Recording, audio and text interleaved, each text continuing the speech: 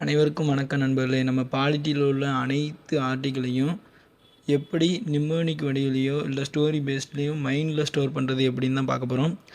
அதாவது இதை படிக்கிறதுக்கு முன்னாடி நீங்கள் உங்களுடைய ரெஃபரன்ஸ் பாலிட்டி புக்கில் பார்ட்ஸ் அந்த 25 பார்ட்ஸ் இருக்குல்ல, அதை தெளிவாக நம்பர் வித் எந்த ஆர்டிக்கிள் ஆரம்பித்து எந்த ஆர்டிக்கிளில் முடியுது அப்படின்னு நீங்கள் ஆல்ரெடி படிச்சிருப்பீங்க.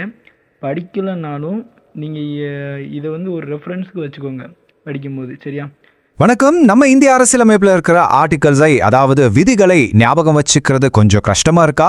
கவலையே வேண்டாம். இன்னைக்கு அது எப்படி ரொம்ப சுலபமா சில மெமரி கோட்ஸ் வச்சு குர்த்து வைக்கலான்னு பார்க்க போறோம்.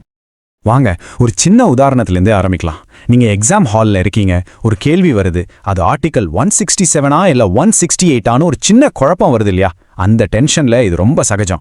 ஆனா இந்த குழப்பத்தை சரி பண்ண ஒரு சூப்பரான வழி இருக்கு. அந்த தீர்வு தான் நிமோனிக்ஸ். இது ஏதோ பெரிய வார்த்தைன்னு நினைக்காதீங்க, ரொம்ப சிம்பிள். சில குறியீட்டு வார்த்தைகளை வச்சு தகவல்களை நம்ம மனசுல பதிய வைக்கிற ஒரு டெக்னிக். ஒரு பசிலை சால்வ் பண்ற மாதிரி கரெக்டான வார்த்தையை வச்சு கரெக்டான தகவலை நாம சுலபமா ஞாபகப்படுத்திக்கலாம். ஓகே, முதல்ல நாம பார்க்க போறது பார்ட் 1, ஒன்றியம் மற்றும் அதன் பகுதிகள். இதுல ஆர்டிகல் 1லிருந்து 4 வரைக்கும் இருக்கு. இதை எப்படி ஞாபகம் வச்சுக்கலான்னு பார்க்கலாம் வாங்க. இந்த 4 ஆர்டிகல்ஸை ஞாபகம் வச்சுக்க நீங்க மனப்பாடம் பண்ண வேண்டியது ஒரே ஒரு வார்த்தை தான். அது என்னன்னா NAA, அதாவது நான். அவ்வளவுதாங்க, ரொம்ப சிம்பிள் இல்லையா? சரி, இந்த நா என்ற வார்த்தையை இப்ப பிரிச்சு பார்க்கலாம். இதுல இருக்கிற ஒவ்வொரு எழுத்துக்கும் ஒரு அர்த்தம் இருக்கு. முதல்ல என், இது நேம குறிக்குது. அடுத்த 3 ஏவும் வரிசையா அட்மிஷன், ஆல்ட்ரேஷன், அப்புறம் அமெண்ட்மெண்ட்டை குறிக்குது.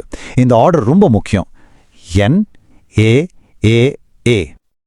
போட்டித் தேர்வுகளுக்கு படிக்கிற மாணவர்களுக்கு இருக்கிற ஒரு பெரிய சவாலே இந்த எண்ணற்ற சட்டப்பிரிவுகளை ஞாபகம் வச்சுக்கிறது தான். ஆமா, அது ரொம்ப கஷ்டம். இந்த வீடியோ அந்த சவாலை எப்படி ஒரு சின்ன ஷார்ட்கட் வச்சு ஜெயிக்கலான்னு காட்டுது.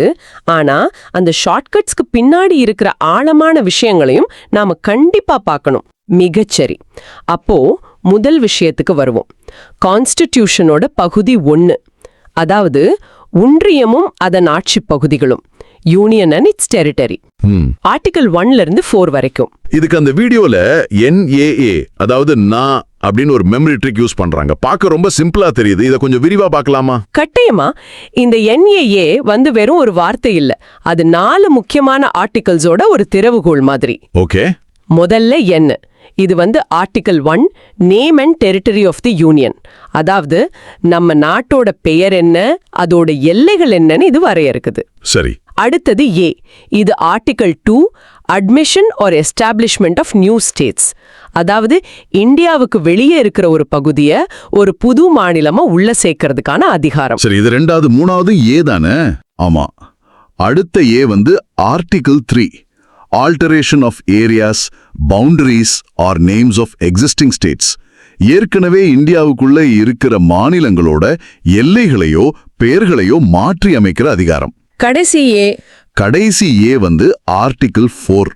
இது ஆர்டிகல் 2 மற்றும் 3 பயன்படுத்தி செய்யப்படுற மாற்றங்கள் சம்பந்தப்பட்டது. ஓகே, இங்கதான் எனக்கு ஒரு முக்கியமான கேள்வி வருது. 2வது எழுத்தும் ஏனா அட்மிஷன், 3வது எழுத்தும் ஏனா ஆல்ட்ரேஷன். ரெண்டுமே கிட்டத்தட்ட மாநில உருவாக்கம் சம்பந்தப்பட்ட மாதிரி ஒரு ஃபீல் கொடுக்குதே. உங்க மாணவர்களுக்கு இதை எப்படி தெளிவா புரிய வைக்கிறது? இதுக்குள்ள ஏதாவது பெரிய வித்தியாசம் இருக்கா? மிகச்சரியான கேள்வி. இதுதான் இந்த வீடியோவில் இருந்து நாம எடுக்க வேண்டிய ஒரு ஆழமான பார்வை. இந்த 2 ஏக்கும் நடுவுல பெரிய வித்தியாசம் இருக்கு. சொல்லுங்க. ஆர்டிகல் 2 இந்தியாவுக்கு சம்பந்தமே இல்லாத ஒரு வெளிப்பகுதியை, உதாரணத்துக்கு சொல்லணும்னா பாண்டிச்சேரி அல்லது சிக்கிம் போல இந்தியாவுக்குள்ள கொண்டு வர்றதுக்கானது. இது ஒரு இன்டர்நேஷனல் விஷயம் மாதிரி. ஓகே, வெளியிருந்து உள்ள வர்றது. ஆமா. ஆனா ஆர்டிகல் 3 முழுக்க நம்ம உள்நாட்டு விஷயம். ஆந்திர பிரதேசத்திலிருந்து தெலங்கானாவை பிரிச்சாங்க இல்லையா, அது மாதிரி. ஆமா. இந்தியாவுக்குள்ளே மாநிலங்களோட வரைபடத்தை மாற்றி அமைக்கிறதுக்கான அதிகாரம். இந்த அதிகாரம் பாராளுமன்றத்துக்கு எவ்வளவு பவர் கொடுக்குதுன்னு உங்க மாணவர்கள் புரிஞ்சுக்கணும். அப்படியா? என்ன மாதிரி? மாநிலங்களோட சம்மதம் இல்லாமலேயே பாராளுமன்றம் நினைச்சா ஒரு மாநிலத்தோட எல்லைய மாத்தி அமைக்க முடியும். ஓ, அப்போ இது ரொம்ப முக்கியமான பாயிண்ட். NAAங்கிற ஷார்ட்கட் ஒரு ஆரம்பம்தான். அதுக்குள்ள இருக்கிற இந்த வேறுபாட்டை விளக்கினாதான் கான்செப்ட் முழுமையடையும். கரெக்ட். சரி, அந்த கடைசி ஏக்கு வருவோம். ஆர்டிகிள் 4, அமெண்ட்மெண்ட், அதாவது திருத்தம்னு சொல்லுது. கான்ஸ்டிடியூஷன் அமெண்ட்மெண்ட்னாலே அது ஒரு பெரிய காம்ப்ளிகேட்டட் ப்ராசஸ் ஆச்சே. இங்கேயும் ஒரு சூட்ச்மம் இருக்கு. இதுதான் இந்த பகுதியில் மறைஞ்சிருக்கிற ஒரு முக்கியமான விஷயம். ஆர்டிகிள் 4 என்ன சொல்லுதுன்னா, ஆர்டிகிள் 2 அல்லது 3 பயன்படுத்தி ஒரு மாநிலத்தோட எல்லையை மாத்துறதுக்கு ஆர்டிகிள் 368 கீழ் வர்ற ஒரு பெரிய அரசியலமைப்பு திருத்தம் தேவையில்லைன்னு சொல்லுது. அப்போ எப்படி பண்ணுவாங்க? அதை ஒரு சாதாரண சட்டத்தை நிறைவேற்றுகிற மாதிரி பார்லிமெண்ட்ல ஒரு சிம்பிள் மெஜாரிட்டியோட நிறைவேற்றிடலாம். ஓ, இது வேலையை ரொம்ப ஈஸி ஆக்கிடுமே. ஆமா, அதனாலதான் இந்திய வரைபடம் சுதந்திரத்துக்கு பிறகு பலமுறை மாற்றி வரையப்பட்டிருக்கு. அப்போ NAIல இருக்கிற கடைசியே ஒரு சிம்பிளான அமெண்ட்மெண்ட்டை குறிக்குது. இத மாணவர்கள் கட்டாயம் தெரிஞ்சுக்கணும். மிகச்சரி. இன்னொரு விஷயம், இந்த நேம், அட்மிஷன், ஆல்டரேஷன் போன்ற வார்த்தைகள் எல்லாம் இங்கிலீஷ்ல இருக்கு. தமிழ் வழி மாணவர்களுக்கு இது ஒரு தடையா இருக்குமா? இதை இப்படி அணுகலாம்?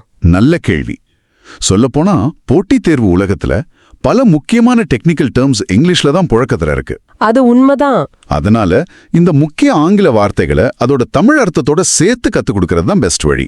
அட்மிஷன்னா சேர்த்தல், ஆல்டரேஷன்னா மாற்றியமைத்தல்னா அவங்க புரிஞ்சுக்கிட்டா போதும். சரிதான். இந்த மெமரி ட்ரிக் ஒரு கருவிதான், அதுவே முழு பாடமும் இல்ல. கரெக்ட். அருமை. ஒரு நாட்டின் நிலப்பரப்பையும் அதன் பெயரையும் வரையறுக்கிறது முதல் படி.